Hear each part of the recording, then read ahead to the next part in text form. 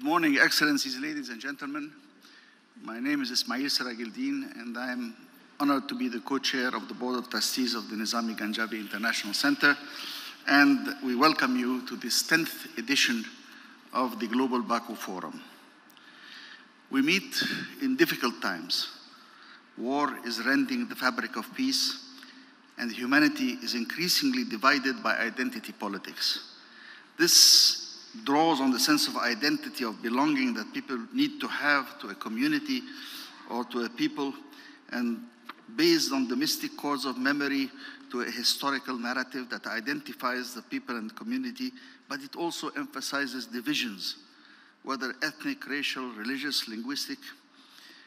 But against that, we still have made enormous strides in recognizing our common humanity, partly by having all of us, all of the human race, agree in the United Nations on the Millennium Development Goals in 2000, and then again on the Sustainable Development Goals in 2015, where we set a common agenda for all of us, all of humanity.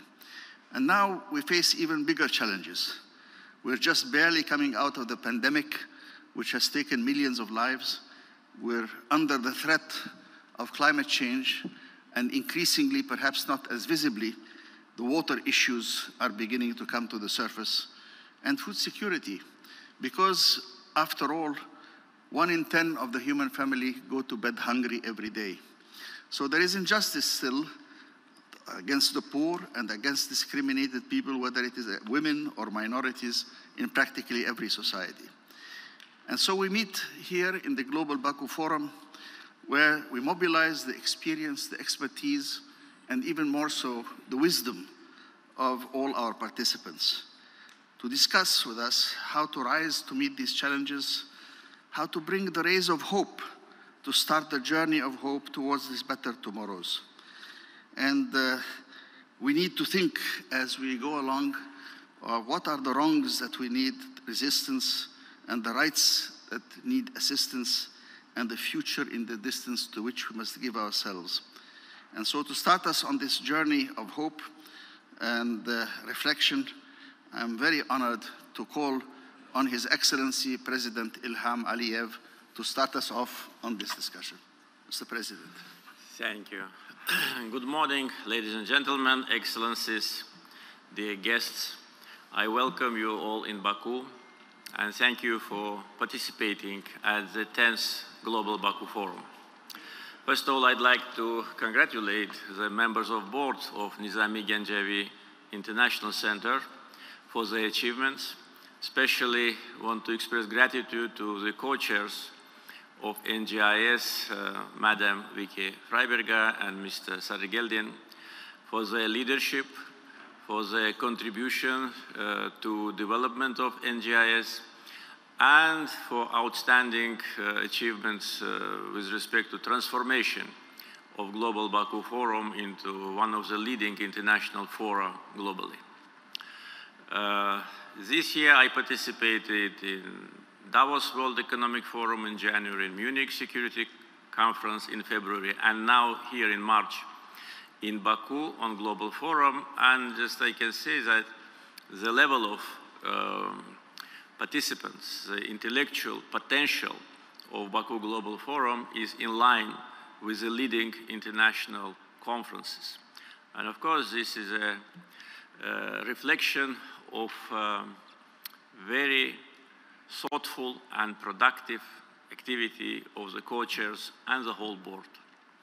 We have more than 350 participants from more than 60 countries, and among them 50 acting and former presidents and prime ministers, so we can imagine that the level of discussions will be very high, and of course the most important, the recommendations about new approaches to international affairs will be most valuable.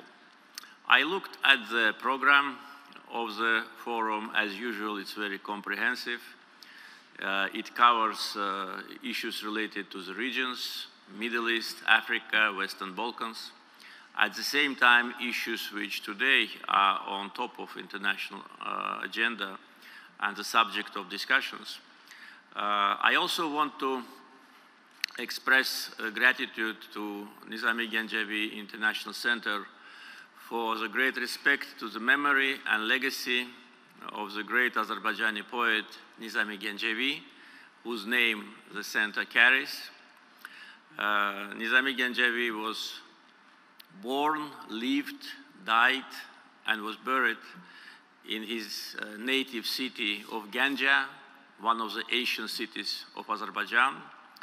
And his wisdom and talent symbolizes the wisdom and talent of people of Azerbaijan. I want to share my views and some information with respect to some of the topics of the discussions which you will have.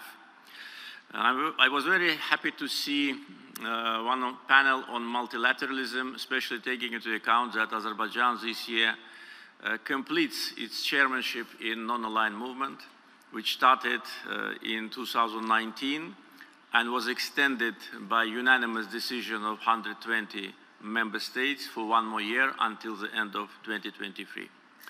We tried to, if I may use this word, to revitalize non-aligned movement, which had great traditions, but unfortunately, during some period of time, was a little bit passive.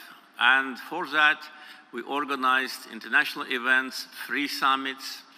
We initiated a special session of UN General Assembly on COVID. We worked hard and created a database with respect to fight against pandemic, which was lately used by World Health Organization. We dedicated one of the summits to fight against pandemic. We were very vocal against vaccine nationalism and unequal distribution of vaccines in the first months of the pandemic. We addressed the issue of post-COVID development. In the meantime, we provided financial humanitarian assistance to more than 80 countries, most of them members of non-aligned movement. We provided $10 million direct donations to World Health Organization to help them to fight the coronavirus. At the same time, we tried to institutionally develop non-aligned movement. For that purpose, based on our initiative, for the first time ever in the more than 60 years of the history of non-aligned movement, the parliamentary network was created. Inaugural meeting took place in Baku, and also youth network was created, and the secretariat for youth network also is based in Baku. We will continue our efforts even after our chairmanship comes to an end at the end of this year, because we see that there is a big need for such a movement in today's world, in today's divided world, when we see maybe the most serious confrontation between East and West since the end of the Cold War. Non-aligned movement can play and should play an important role in building bridges, in creating new approaches to resolution of conflicts, and of course the basic principles of non-aligned movement, so-called Bandung principles. They advocate for peace, cooperation, respect to territorial integrity, sovereignty, and inviolability of borders.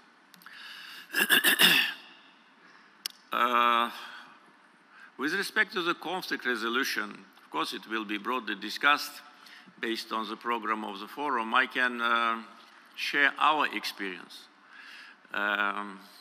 Conflict resolutions have two ways: peaceful and not peaceful. We were trying hard to resolve the conflict with Armenia by peaceful means, despite the fact that Armenian occupation created a humanitarian crisis in Azerbaijan. As a result of Armenian occupation, more than 1 million Azerbaijanis became homeless, became refugees and IDPs. Armenia conducted a policy of ethnic cleansing against Azerbaijanis and expelled them from Karabakh and created sufferings for millions of Azerbaijanis. Despite our attempts to resolve it peacefully and to persuade Armenia to comply with UN Security Council resolutions which demanded immediate, complete, unconditional withdrawal of Armenian troops from Azerbaijani territories, Armenia just ignored UN Security Council resolutions and demonstrated disrespect to international law and international community. In 1992, just after the conflict started, the OSCE created Minsk Group, but unfortunately for 28 years, Minsk Group did not present any result, did not produce any result. And it seemed to us in the end of the negotiation process that they just wanted to freeze the situation. They wanted to make this conflict frozen forever. But we did not agree with that. And we did what we considered right to do, using our right for self-defense, UN Charter, particularly chapter Article 51. We liberated our territories by force. This was our legitimate right. So we tried to do it peacefully. We failed because there was no constructive approach from the Armenian side. And we did it by force, and we liberated our territory. And now for almost 2.5 years, we are rebuilding the huge territory of 10,000 square kilometers, which is totally devastated. And by the way, the representatives of NGIS visited Shusha, and I had a discussion, a panel discussion in Shusha, and they've seen the destruction in Fizuli, in Shusha, and it's really the sign of barbarism. It is urbicide, culturicide, ecocide. And that was done by our neighbors. People of Azerbaijan have a moral right to demand revenge, and I can understand it. But my message is that we took revenge on the battlefield. We did not commit any war crimes, unlike Armenians. We did not commit genocide, unlike Armenians did to us. And we took revenge on the battlefield, so now it's time for peace. Therefore, right after the war ended, in November 2020, we launched an initiative to start peaceful negotiations and presented the famous 5 principles, which could be a basis for peace agreement with Armenia. And we hope that international actors which try to facilitate will persuade Armenia not to lose this chance. They lost the chance to become an independent country. They become totally dependent, kind of a colony of other country and now maybe other countries. So they lost the chance to become really independent and to build their future because of aggression against us. So now it's a chance for them to start behaving as a neighbor to its neighbors. So we want peace, we don't want any other war, and we think that peace is achievable. What has been agreed between Azerbaijan and Armenia last October, particularly respect to each other's sovereignty and territorial integrity, actually demonstrates that there are no obstacles to achieve peace. With respect to the Armenian minority in Azerbaijan, Azerbaijan is a multi-confessional, multi-ethnic country. The rights of minorities in Azerbaijan are protected by our constitution, and anyone who knows the real situation in Azerbaijan can say that Azerbaijan is a country with a high level of religious and ethnic tolerance, where representatives of different ethnic groups, different confessions live in peace and dignity. So I'm sure that the life of Armenians who live in Karabakh region of Azerbaijan will be much better than it was during the times of occupation. Every conflict has its own history, has its own dynamics, and has its own end, but important is that disputes between countries are resolved on the basis of international law. Territorial integrity and sovereignty cannot be changed by force. This is the position of Azerbaijan, and this position applies not only to our case, but to all conflicts in the world, and we publicly articulate this position. One of the panels is devoted to energy and transportation corridors, energy transition. Just want to inform our guests that since we met last time, last June, there have been a lot of events taking place. First of all, Azerbaijan and European Commission signed a memorandum of understanding on the strategic partnership in the field of energy, which was signed in Baku by Madam Ursula von der Leyen, President of European Commission, and myself. And this memorandum is now being implemented. Azerbaijan increased substantially its natural gas supply to Europe and total export of natural gas. If we exported 19 billion cubic meters in 2029 totally, so this year it will be more than 24 billion cubic meters, and half of that, at least half of that, will go to Europe. And that definitely helped and will continue to help European consumers to get access to natural gas, taking into account the current geopolitical situation. We increased our investments in our gas fields, and now we even think, or not only think, we are working on expansion of the export pipelines.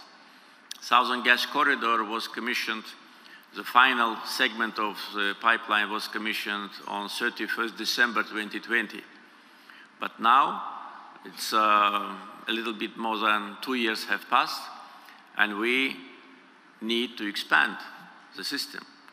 TANAP from 16 to 32 billion cubic meters, and TAP from 10 to 20 billion cubic meters.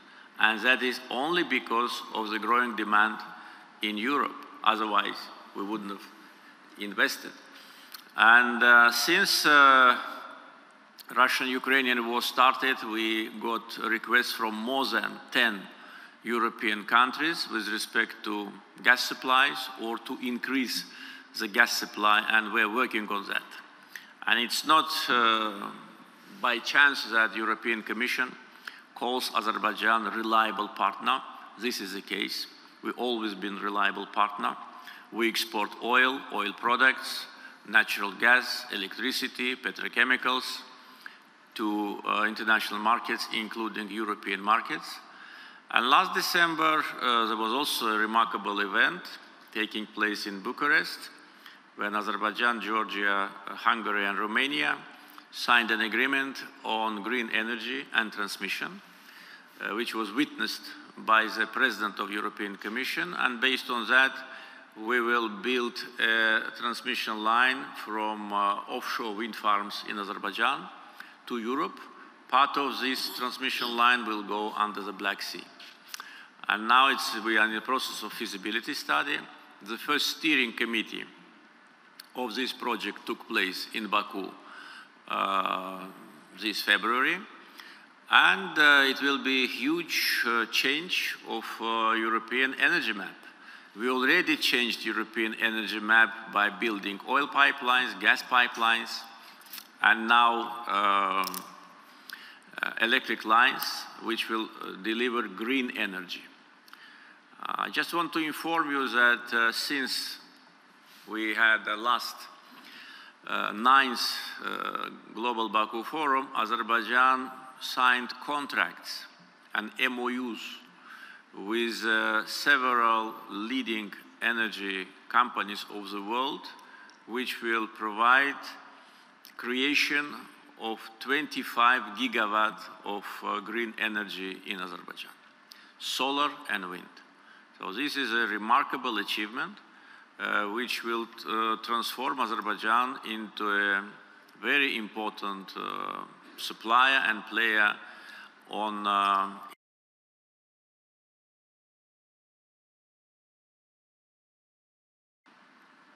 and IFC already approved the final assessment of our offshore wind potential in the Caspian Sea, which is 157 gigawatt.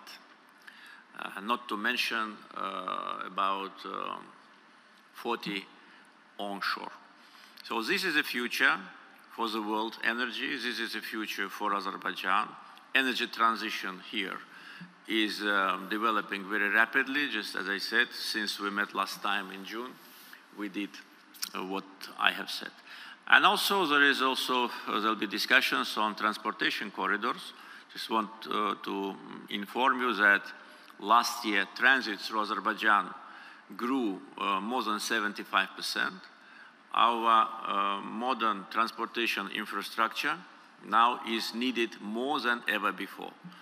With railroad connections, highway connections, with the biggest shipping fleet in the Caspian, with the biggest air cargo fleet in the region, we really contributed a lot to transportation security, because many countries now, they need transportation security. They are looking for new routes, and that one of these routes is through Azerbaijan.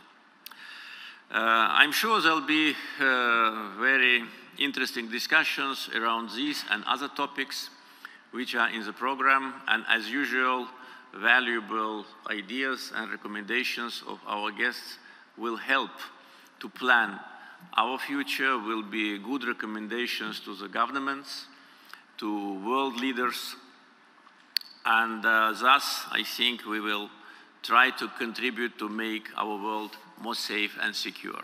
Wish you interesting discussions. Thank you for your attention.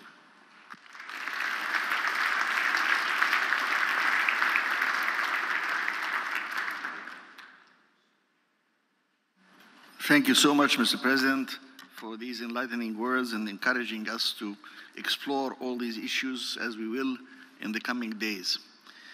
It is now my distinct pleasure to call on His Excellency Mr. Egils Levits, President of the Republic of Latvia. Thank you. Mr. President Aliyev, Excellencies, ladies and gentlemen, in recent years I met you and high representatives of Nizami Ganjavi Center in Riga, in New York, in Davos 3 months ago, and now I am part of the 10th Baku Global Forum at its home here in Baku. And certainly Latvia's link to this forum is thanks to the leading role of Madam President Vīķe Freiberga, also through the regular participation of my predecessors here. And it's marked the good relations throughout the 30 years of independence between Latvia and Azerbaijan, and our common geopolitical concerns about issues of global importance, for Europe. And let me commend also President Aliyev for the leading role of Azerbaijan in the non-alignment movement. It's a valuable platform of 120 countries. It's majority of the United Nations. The leading role of Azerbaijan in the last years also is a demonstration of the widely recognition of Azerbaijan in international relations as for political inspirations, how we can preserve the peace and solve the global problems. Azerbaijan has played a leading role in the global discussions throughout and following the COVID-19 pandemic. For example, hosting 1 week ago the contact group summit in response to COVID-19. Cooperation with Azerbaijan within the United Nations is very important also for Latvia.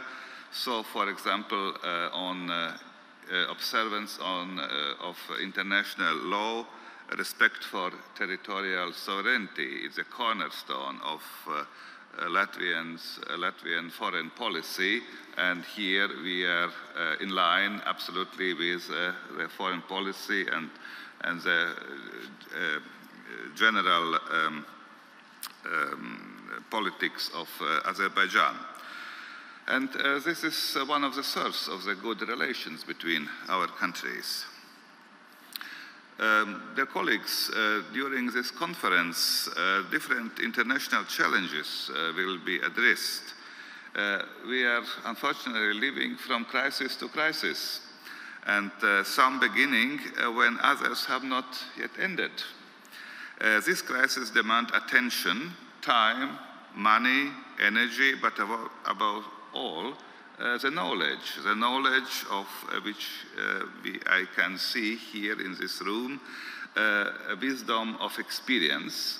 And therefore, I am keen to see after, or at the end of the forum, the recommendations of the forum, in particular on the issue how we can help the Ukraine to maintain and restore the territorial integrity, which I said already is a cornerstone of not only of the foreign policy of Latvia and Azerbaijan, but it is from global importance as a basis. Respect for international law is the basis for the peace in the world. Dear friends, the Azeri national poet Nizami Ganjavi inspired great minds far beyond the borders of current Azerbaijan.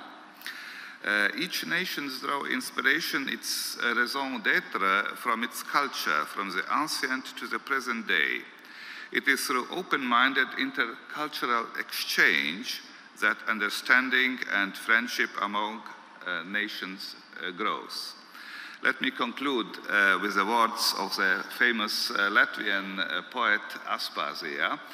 She was, by the way, also one of the drafters of our constitution 100 years ago. And she said, "One must go through much smoke to see the fire." So we are in the situation when we are going through the smoke, but at the end, we will see the fire. Thank you very much, and I wish you interesting discussions.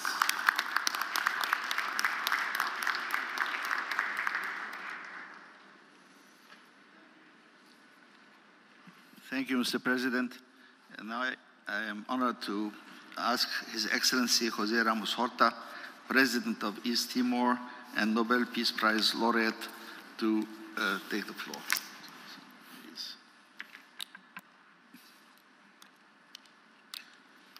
Excellency President, Excellencies, ladies and gentlemen, it is a privilege to be among global luminaries gathering at the 10th Bakü Forum under a very appropriate theme, the world of today, challenges and hopes.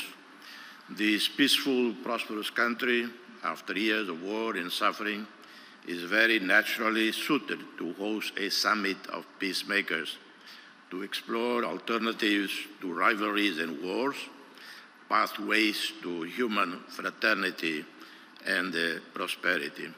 I am an optimist, but I am not a hopeless romantic optimist. I believe there is always a light at the end of the tunnel. Timor-Leste, my country, is an oasis of tranquility. We live in peace and harmony with all our neighbors, and we enjoy exemplary relationship with all. There are no reported cases of politically motivated violence, nor are there reported cases of religious or ethnic-based tension and violence. Our democracy is a dynamic one, but we still belong in the fragile category. And by any definition, we are still a least developed country. Freedom House, Reporters Without Borders, and The Economist rate Timor-Leste very high in most categories, namely functional democracy, press freedom, #1 democracy in Southeast Asia, press freedom #17 in the world.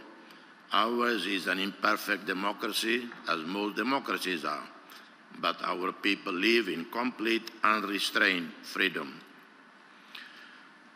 As we know, 2020, 2022 were terrible years for almost every country in the world. Hundreds of millions of fellow human beings, particularly the most vulnerable, children, women, and elderly, who had freed themselves from generations of living in abject poverty, were thrown back into extreme poverty. Child labor went back up. Many millions lost their lives. We in Timor-Leste came out of the pandemic almost unaffected when measured by the number of fatalities where COVID-19 was the direct cause.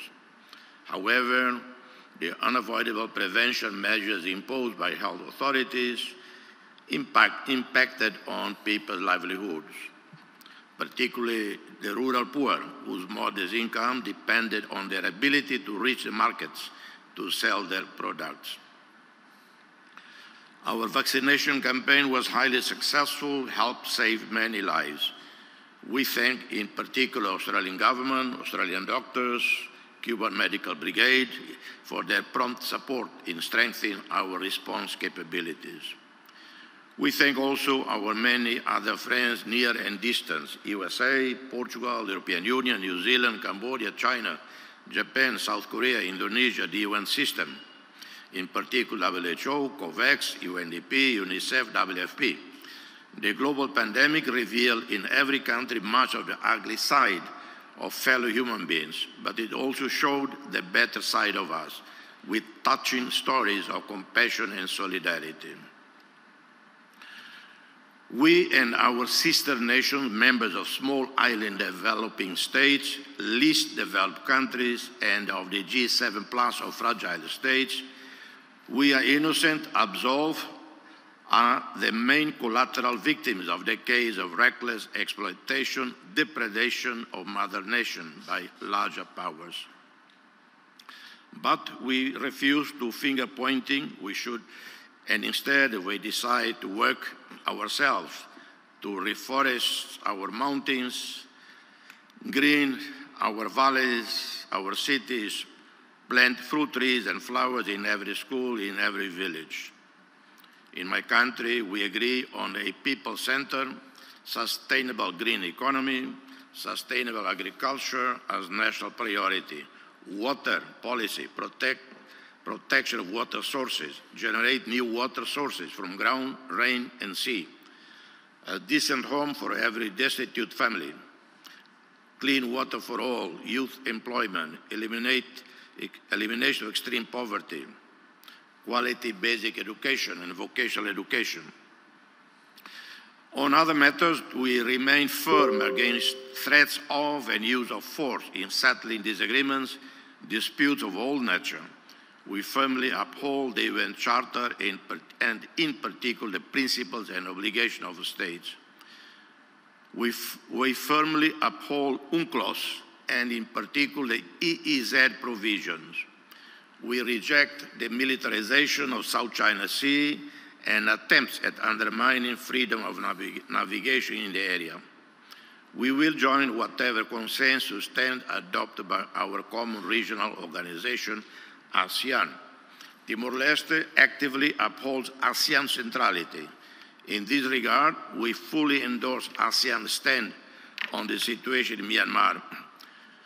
We are grateful and pleased with the decision of ASEAN leaders in welcoming Timor-Leste as the 11th member, with formal admission to take place sometime this year during Indonesia's presidency.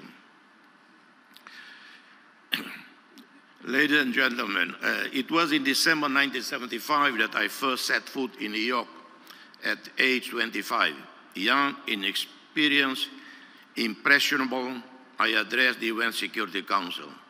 A memorable moment was when I met the Soviet ambassador to the UN, Yakov Malik, who was at the founding meeting of the UN in San Francisco in 1945. My meeting with Yakov Malik lasted only 10 minutes, most of which he was asleep. Not wanting to disturb his well-deserved siesta, I spoke very softly, which seemed to have an impact on him because he slept very deeply. Well, I would not imagine that a quarter of a century later, the mighty Soviet Union would dismantle itself in the face of the profound convictions of individuals like Andrei Sakharov, Alexander Solzhenitsyn, Lech Walesa, and Pope Jean Paul II. We witnessed the dismantle of the European Berlin Wall, Warsaw Pact, the liberation of Baltic states and Eastern Europe, and the end of apartheid. The theme of the 10th Global Bakü Forum, the world of today, challenges and hopes, encapsulate the reality of our world today. As a small country on the fringe of the globe, I want only to say we must avoid escalation of the war in Europe. We must prevent escalation of China-US rivalry. We must be alert to the increasing militarization of South China Sea. And let me say, a nuclear North Korea is a reality already, and there is nothing that will roll back this reality. In 2022, we all woke up to a war that didn't have to happen. After years of warnings and escalation tensions, President Putin finally did what was feared. He invaded Ukraine, an epic miscalculation with catastrophic consequences for Ukraine, for Russians, Europeans, and the rest of us, all paying a heavy price for a war not of our making. I personally believe that Europe should stay united, UK included in the European Union, the European home united, strong, prosperous, a bridge between the US and Russia, between the US and Asia. Far remote from the theater of war, we in Timor-Leste are mere collaterals of a war fought by supposedly enlightened civilizations. Could this war have been averted? Yes, it could. It should have been averted. But everyone miscalculated, misjudged, overestimated their own capabilities, underestimated the other side. And as everyone got involved in the conflict, no impartial mediator was left in the room. In a meeting with President Lula in January in Brazil, I suggested that Brazil, India, Indonesia, South Africa, Turkey, plus China should partner up to explore possibilities to engage the two countries in conflict towards mediating an end to this tragic war. Needless to say, the UN Security Council has been sidelined, obviously, for obvious reasons. Our collective security body is fractured, devoid of authority, like in Syria, Yemen, Afghanistan, and Myanmar, to mention just a few of the ongoing wars. The house of global security simply crumbled. To end, in the midst of turmoils across the world, the list is very long one. Praise is due to UN agencies in the front line, sheltering and feeding, saving millions of innocent human beings who would have perished if these UN agencies were absent. So at least this is clearly the good side of multilateralism. So not all is bleak, but the clouds of war are hanging over us. So let's work harder on prevention of escalation of the tensions and threats to peace in the Korean Peninsula, in South China Sea, Taiwan, China-US, and China-India relations. I thank you, and God bless us all.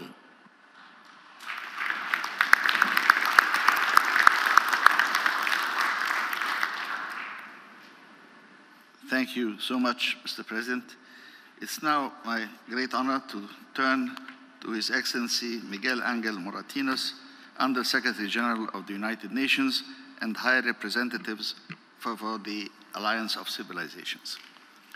Your Excellency, Ilham Aliyev, President of Republic of Azerbaijan, Excellencies, dear friends, let me express, first of all, my dear and warm thanks to Nizami Ganjavi International Center for inviting me to address in their 10th Global Forum in Baku. Your Excellency, President Aliyev, it's always a great pleasure to be back to this fascinating city of Baku and Azerbaijan, the land of fire that you label it, but a fire that gives us energy and inspiration.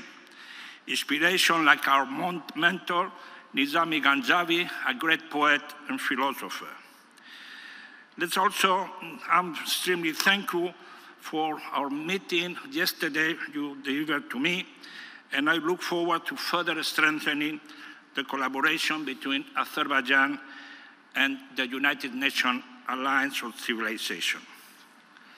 My dear friends, distinguished guests, it's a great honor to be among such a remarkable gathering of the best minds from all over the world. It's a testament of the outstanding work of the Nizami Ganjavi International Center under the leadership of the co-chair, Her Excellency President Vaira Bike-Freiberga and Dr. Ismail Serajeddin, and the able management of the Nizami Ganjavi International Center, Secretary General, Mr. Robsan Muradov, and his joint team. The theme of the conference, the world today, challenges and hope, let me the opportunity to share with you some of my personal thoughts. I'm like our co-chairman, an ultimate optimist. I believe that challenges also offer opportunities and hope for change. But it's true, the world as we know today has reached a boiling point. I think we all could agree that we live in a global, complex, and uncertain world. A world crisis with geopolitical implications is snowballing with no end in sight. A climate disaster, an extreme serious economic situation, conflict that continue to rage and worsen. But above that, all human values are in a state of degradation that is not less serious than the continued degradation of our planet. The alarming rise in bigotry, hate speech, and discrimination based on religious belief, race, ethnicity, or gender clearly manifests the absence of compassion, humility, mutual respect, and acceptance of the other. Radical discourse and hate speech have been mainstream and have become the new normal. Far-right extremism has become the fastest growing threat around the world. Hardly one week get by without a violent incident or terrorist attack on a religious site or an individual because of who they are. My dear friend, our humanity is in a state of crisis. I think we all could agree with the great novelist Charles Dickens and his famous quote in his novel, A Tale of Two Cities. And I quote, "It was the best of time, it was the worst of time. It was the spring of hope, it was the winter of despair." Yes, my friend, challenges and hope are consubstantial in today's world. Never has humankind reached such level of sophistication and scientific, technological, communication advancement. Never have sapiens, Homo sapiens, advanced as much in biology, medicine, new technology, let alone the debatable artificial intelligence. But ironically, as much as we are interconnected today, this spring of hope is challenged by the winter of war, conflict, exclusion, discrimination, hate. My dear friend, where we are today? Yes, we are in 2023. That means 2 decades have already elapsed since the start of a new century, because, my dear friends, sometimes we don't realize that we are living in a new century, in the 21st century, and no longer in the 20th century. So what has happened during these 2 decades? As my dear friend, co-chair Ismail Sarahaldin last night mentioned, we started the new millennium, as Charles Dickens will say, with great expectation. Head of state and government gathering for the Millennium Summit in New York in 2000 to launch a new ambitious global agenda in order to address the real root causes of conflict and crisis, to put an end to hunger and poverty, to upgrade education, to address climate change. But in 2001, 9/11 and a band of terrorists kidnapped our best hope for the future. Yes, on March 20 of 2003, that means 20 years ago, the war in Iraq started. That war, my friends, looking from historical perspective, was unjust, illegal, and devastating for the people of Iraq and the entire region. And we are still paying the consequences of one of the worst strategic mistakes of humankind in recent history. It took us more than 12 years to try to redirect our efforts and chart a new course for the future generation. And in 2015, the international community endorsed the 2030 Agenda for Sustainable Development. The 17 SDGs became our compass guiding our policies to save the planet and find ways of how we can live together in peace. Does it mean that we have learned from past mistakes? I have to say, I think not. Once again, the war in Ukraine has set back this ambitious plan, which was already reeling as a result of the pandemic. The unacceptable invasion of Russian Federation to Ukraine put us again in this very negative scenario. The sad reality is that confrontation, bipolarity, mistrust, and the fight for hegemony are back on the global scene. Multilateralism is broken, and my dear friend Amr Moussa mentioned last night this double standard kill multilateralism. So we are now using a new way to address multilateralism, what I already told you several times, what we can qualify multilateralism à la carte. That means that few issues could be addressed, yes, climate change, or other issues, food security. But can we live only with a limited agenda? Can have a SDG going ahead if we have war, conflict, and an unstable scenario? I think that is the reality today. So that is where the United Nations Alliance of Civilization have reimagined our mandate, creating an alliance for peace and how to live together as one humanity. But how can we achieve this goal?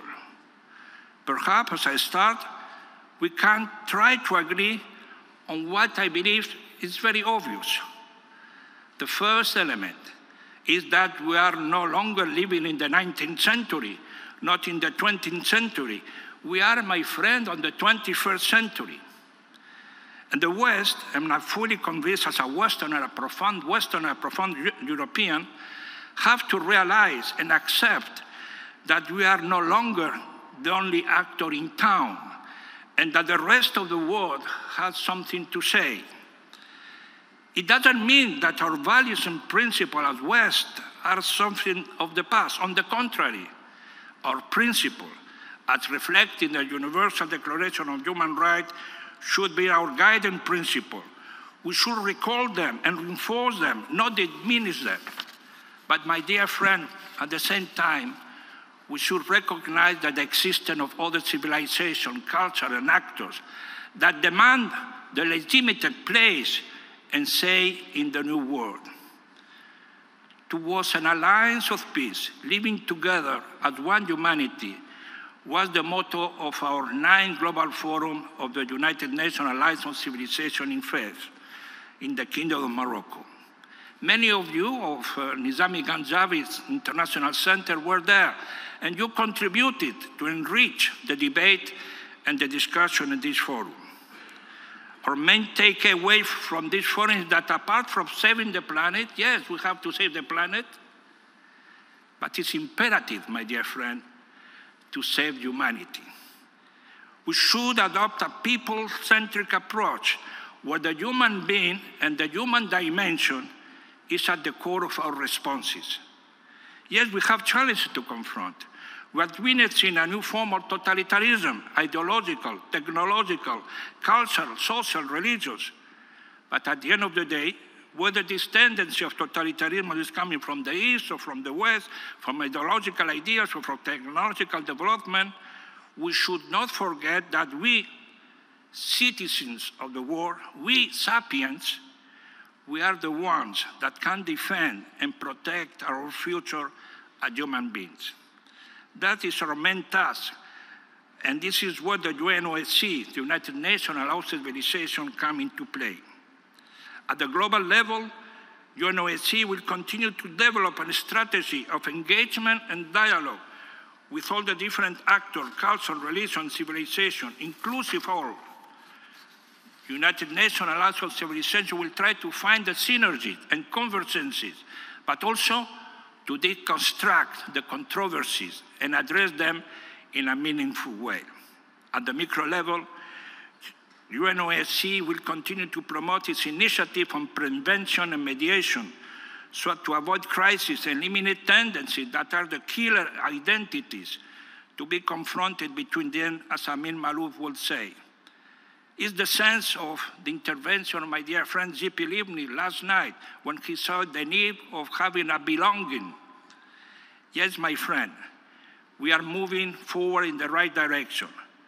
Protecting biodiversity is essential for the survival of our planet, but also we need protecting cultural diversity. That is also essential for the saving of our humanity. I wish to conclude, my dear friend, by recalling the great poet Nizami Ganjavi, where humanity was the motive of the very heart of Nizami poetry. To him, humanity was his sacred mission in the service of his people. In this light, the immortality and eternal youth of Nizami are through the century. Very inspiring indeed. I congratulate Nizami Ganjavi International Center on the occasion of the 10th anniversary, and I wish them more success in the next 10 years. Thank you very much.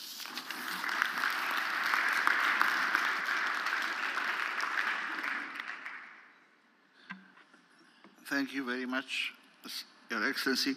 It's now my great pleasure to turn to Her Excellency Winnie Byanyima, Under-Secretary General of the UN and Executive Director of UNAIDS. Thank you, Moderator. Your Excellency, Ilham Aliyev, President of the Republic of Azerbaijan, Your Excellency, Egils Levits, President of the Republic of Latvia, Your Excellency, Jose Ramos Horta, President of Timor-Leste, my colleague from the United Nations, Miguel Morantinos, Excellencies, distinguished ladies and gentlemen, it's a real pleasure to join you at this opening ceremony of the 10th Global Bakü Forum.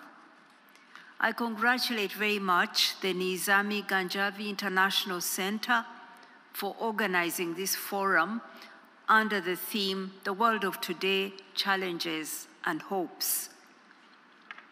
We are indeed facing serious challenges the world over, from climate change impacts to armed conflict to health emergencies. In 2 days' time, on the 11th of March, we will mark 3 years since the World Health Organization declared COVID-19 a pandemic. Halfway to to our 2030 deadline, progress on the Sustainable Development Goals is not where it needs to be. We are seriously off track. To rescue the Sustainable Development Goals, the United Nations Secretary General Antonio Guterres has put forward what he calls the SDG stimulus. It outlines the need for the international community to come together to mobilize investments for the Sustainable Development Goals. And in so doing, to as well create a new international financial architecture that would ensure that finance is automatically invested to support just, inclusive, and equitable transitions for all countries. In my own work, leading the joint United Nations program on HIV/AIDS, we are also not on track. We have been fighting a pandemic for 40 years. There's no cure for HIV, there is no vaccine.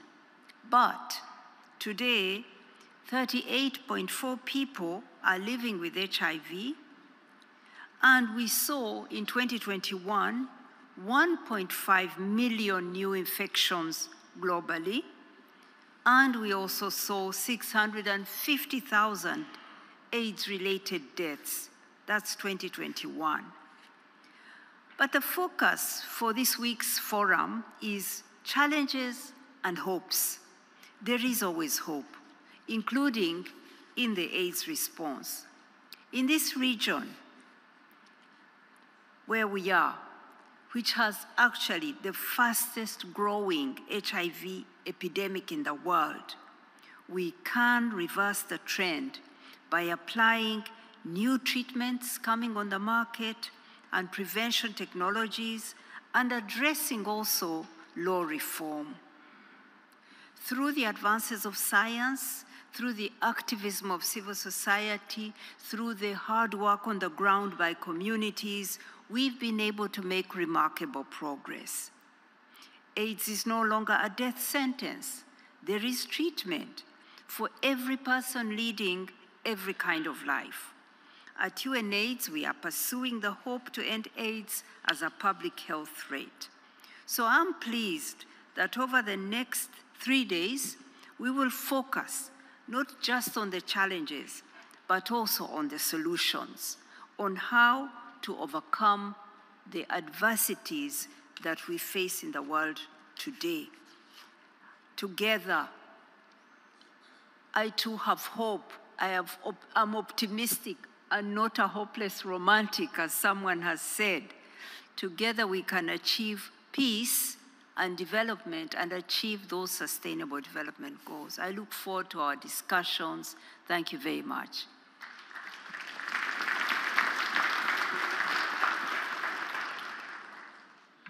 Thank you, Madam Under Secretary.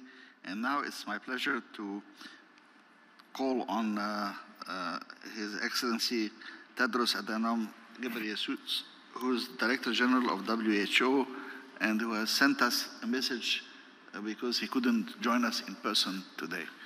May we have the video message, please? Your Excellency, President Aliyev, Excellencies, dear colleagues and friends, I thank the government of Azerbaijan and the Nizami Ganjavi International Center for hosting this important discussion. I'm very sorry I can't be with you in person. The last 3 years have shown clearly that the challenges of the 21st century require new approaches to multilateralism and partnerships. We must learn the lessons of this pandemic, and yet there are already worrying signs that the world is falling back into the familiar cycle of panic and neglect. In a world confronted with multiple overlapping crises, we need to forge a new level of international cooperation and coordinated action to keep us safe from the global health threats of the future. We need a change of perspective in 3 crucial ways. First, we must see health not as a tool to divide, but as a bridge to peace. Health is one of the few areas in which countries can work together across the ideological divide. We need a shared approach to shared health threats today. That's why the politicization of health is so dangerous and must be resisted. As you know, countries are now negotiating an international accord on pandemic preparedness and response as a critical pillar of the global health architecture. It's critical to emphasize that this accord is being negotiated by countries for countries and will be adapted and implemented by countries in accordance with their own national laws. It will not give WHO any powers to do anything without the express permission of sovereign nation states. Second, we must see health not as a cost to control, but as an investment to nurture. The COVID-19 pandemic has demonstrated that a pandemic is more than just a health crisis. It can disrupt societies, economies, education, trade, security, and much more. Likewise, investments in health are not only investments in healthier populations, they're investments in economic, social, and political stability and security and sustainable development. Third, we must see health not as a privilege to earn, but a human right to protect. This year marks the 75th anniversary of the founding of WHO. In 1948, in the aftermath of the Second World War, the nations of the world came together to recognize that the only alternative to global conflict is global cooperation. The Constitution of WHO affirms that the enjoyment of the highest attainable standard of health is one of the fundamental rights of every human being, without distinction of race, religion, political belief, economic or social condition. Those words remain as true and important today as when they were written 75 years ago. Health is not a tool to divide, but a bridge to peace. Not a cost to control, but an investment to nurture. Not a privilege to earn, but a human right to protect. I thank you.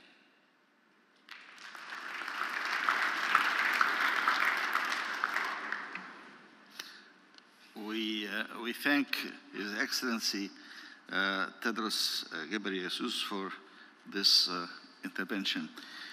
May I now turn to His Excellency Sergio Mattarella, the President of the Republic of Italy, who has sent us a message, and I believe it will be read by the Ambassador. Please, you have the floor, sir. Mr. President, Excellencies, I express my sincere gratitude to you and everyone who is actively working at the Nizami Ganjavi International Center for the invitation to take part in the Bakü Global Forum. Although I could not participate in the progress of works, I would like to congratulate you on the chosen theme, the World Today Challenges and Hopes, which we will highlight in the 10th edition of the initiative. I can confirm with great pleasure that the work carried out by your center is expanding and strengthening year by year to promote and reaffirm the value of mutual understanding and peaceful coexistence among nations in order to stimulate cooperation and dialogue among peoples and cultures. While the war in Ukraine continues to rage as a result of the weak will to power of the Russian Federation, initiatives like the one in Baku are undoubtedly useful in preventing misunderstanding, tension, and intolerance. In fact, everything from the peaceful coexistence between the great powers to the mitigation of climate change, the fight against poverty and underdevelopment, which are considered the challenges of this era, require a deep reflection on the compatibility between the desire of government and the one representative of various components of the society in order to forge and pursue a common and sustainable public policy.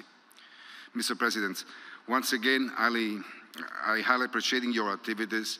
I wish you success for the Bakü Global Forum, and I take this opportunity to express my deepest respect to you. Sergio Mattarella, President of the Italian Republic.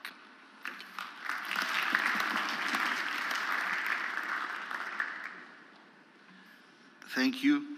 And we now turn to His Excellency Rishi Sunak, Prime Minister of the United Kingdom of Great Britain and Northern Ireland, who has also sent us a message, and it's my understanding His Excellency the Ambassador will read it. Thank you, Moderator. Hürmetli Cenab President, Your Excellency, President Aliyev. Congratulations on the 10th meeting of the Bakü Global Forum. This is a vital moment for those of us who value sovereignty and the rule of law. Russia's invasion of Ukraine is a grotesque insult to our shared values. Nation-states should be free, free to decide their own destinies, free to realize their potential. Russia's invasion of Ukraine seeks to crush that freedom. Thousands of lives have been lost and millions more damaged, all in a desperate and failing attempt to subjugate a sovereign nation. Confronted by the extraordinary resilience of the people of Ukraine and by its own military failure, Russia has cynically turned its fire on civilian infrastructure. The UK will keep supporting a free Ukraine. We know that the only outcome which will protect the future of Europe and the principles of freedom and sovereignty is Ukrainian victory. The nations of Europe that value freedom appreciate Azerbaijan's contribution to our collective security. We are ending Russia's ability to use energy supplies to control and manipulate. There are now twin imperatives: reliable and affordable energy supplies, and a transition away from the fossil fuels that are damaging our climate. The prospect of Azerbaijan supplying renewable electricity across the Black Sea represents a brighter future. I hope green transformation can be accelerated in parallel with the expansion of gas supply through the Southern Corridor.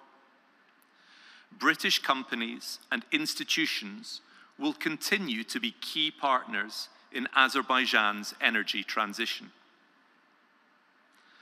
I am proud that the UK continues to support women and civil society organizations who are playing a key role in reviving communities in Azerbaijan's returned territories. British experts will work alongside yours as you make resettled areas safe from mines and unexploded ordnance. United Nations agencies also play an important role, and I encourage you to sign key non-proliferation texts such as the Ottawa Convention. I wish you fruitful discussions. The UK will continue to stand alongside Azerbaijan as you chart a progressive and independent course through 2023 and beyond. Yours sincerely, Rishi Sunak, Prime Minister of Great Britain and Northern Ireland.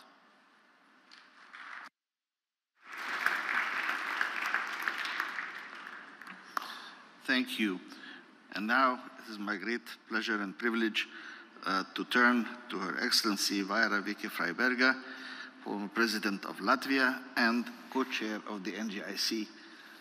What is yours? Thank you, Mr. Chairman.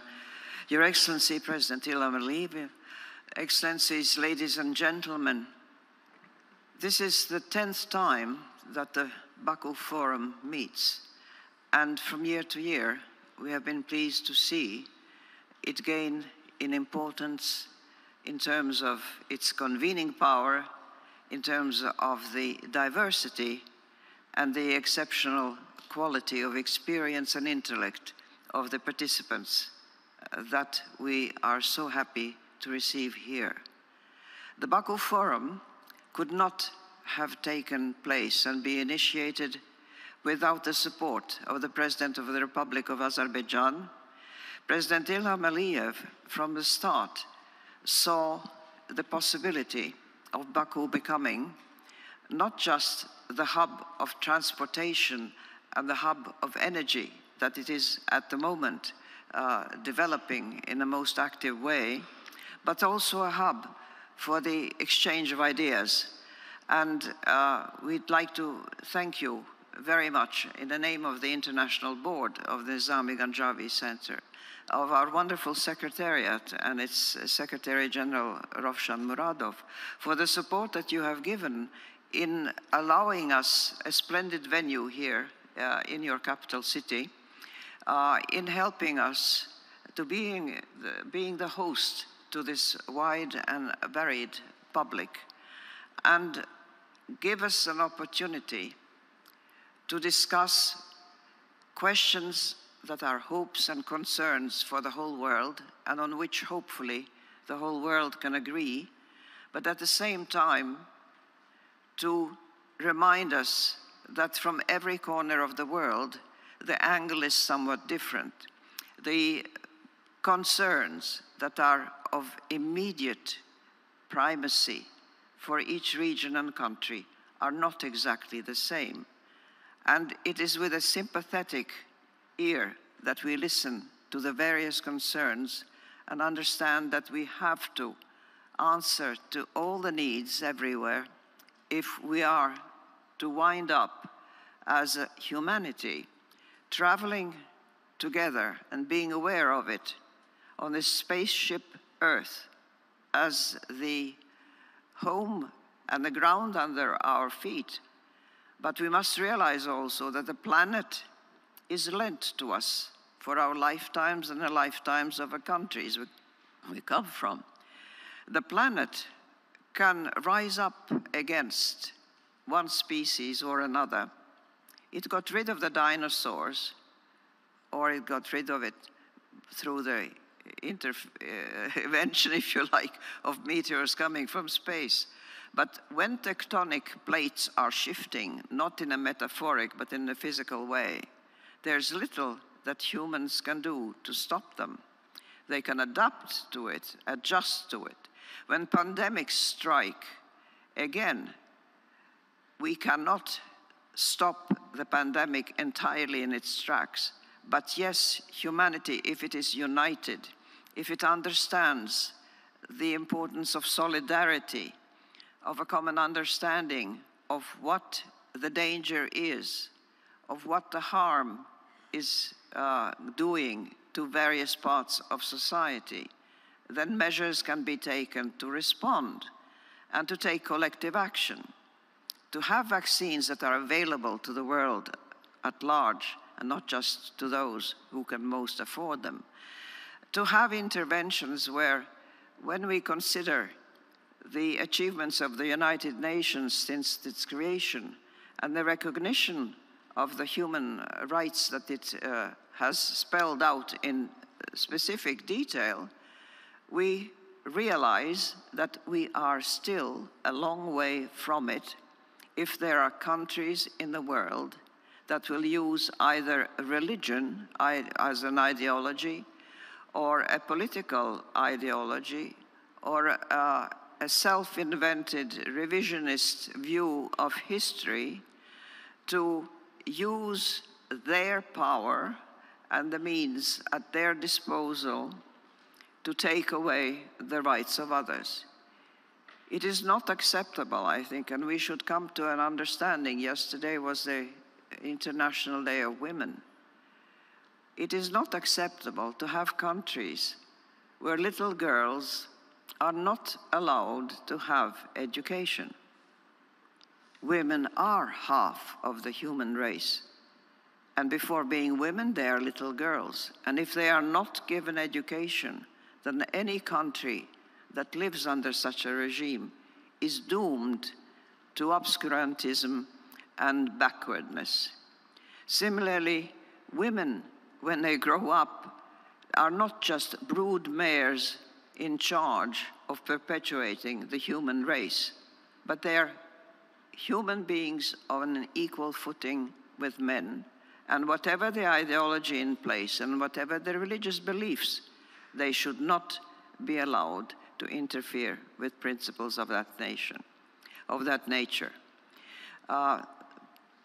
But in our world today, there's also a significant and I would say major difference in terms of the power the countries hold, either economically or militarily or in terms of size. And we must remember that here again, the United Nations Charter gave every nation, every sovereign nation, an equal voice in the General Assembly. That principle is not just practical in terms of the running of the United Nations. It should be a universal principle that is accepted as real in international relations. When a larger country attacks its neighbor simply for the simple fact of saying that sometime in history we were grander and larger and your very existence is an insult to us because it takes away from our greatness, then this is not acceptable, and this is what we are seeing in the unprovoked aggression against Ukraine. We will be discussing, among other topics, the situation about how wars can be avoided, how they can be stopped, how we can overcome the damages, the devastation that is wrought by war. And here we have an ongoing case by the invasion of Ukraine, but others elsewhere in the world. There are also conflicts raging that need to be solved at some point. If I may just very briefly remind you, from my point of view and that of the current president of Latvia, about where we stand as small countries, being part of the European Union, being part of the North Atlantic Treaty Alliance, and a direct neighbor to Russia, that we are being told that the war in Ukraine might have been avoided and that there's somehow a mistake have been made from the part of the West, that they are really responsible for Russia crossing their borders and attacking another country. But why? Simply because they exist. When we applied to NATO, I was being told we are not sure by the existing members of NATO. We are not sure whether we are ready to accept you because your big neighbor will not be happy about it. And I spent years, and our diplomats spent years, and the other countries and the candidates, reminding the world that no country, no one country, including mine, has been put on God's earth for the simple aim, and the only aim in life, to please their neighbor who happens to be bigger, has a bigger army, and has nuclear weapons. We cannot accept a world where such principles exist. We cannot accept that countries do not have the choice of deciding whether they are a separate country or not. When the Soviet Union collapsed in 1991, it collapsed because of its own internal weaknesses. Nobody attacked it from outside. And when new countries appeared on the map, which had been forcefully and brutally erased from it for half a century, new countries like Azerbaijan, like Georgia, like Latvia, Estonia, Lithuania, could come back. Ukraine came back on the world stage, and they did not take away anything from anybody else. They took back what was theirs by right and by inheritance. And nobody in the world, no matter how many nuclear warheads are in their possession, we should not accept them imposing their will on others, because if they impose it on their small neighbors, the time will come when they will be imposing their will on larger neighbors. And do not by any means just because you live far away from a country like that, that you are in security and that nothing can ever threaten you. I assure you that that would be a costly illusion. The revisionist presentation of history is one of the dangers that, along with religious ideology and extremist political ideologies, are the biggest sources of conflict between human beings individually, within the frontiers of different countries, between different social groups, ethnic groups, religious groups, and between sovereign nations when their sovereignty is being attached.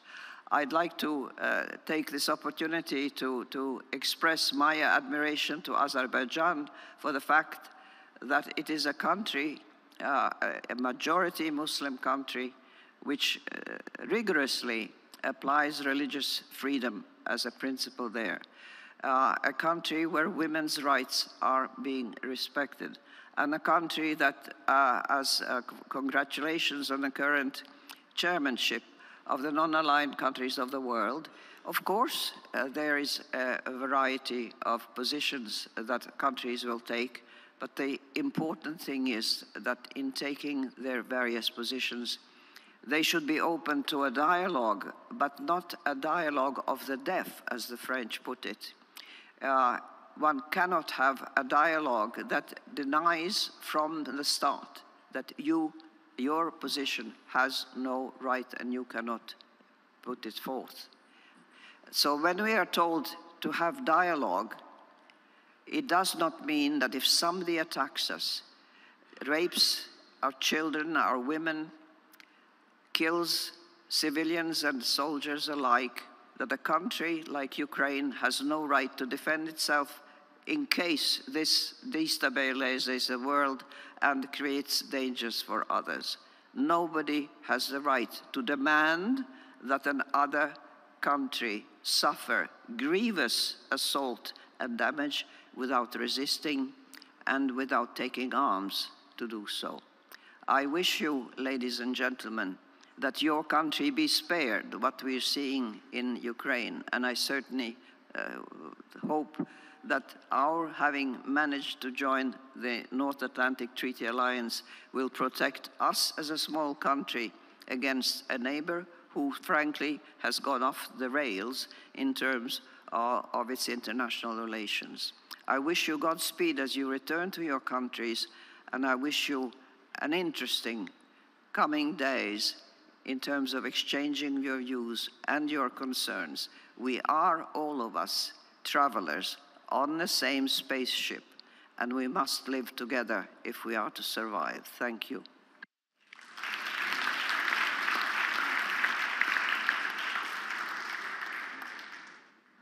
Thank you, President Vieira. You really reminded us of many things which we will be addressing in the coming few days.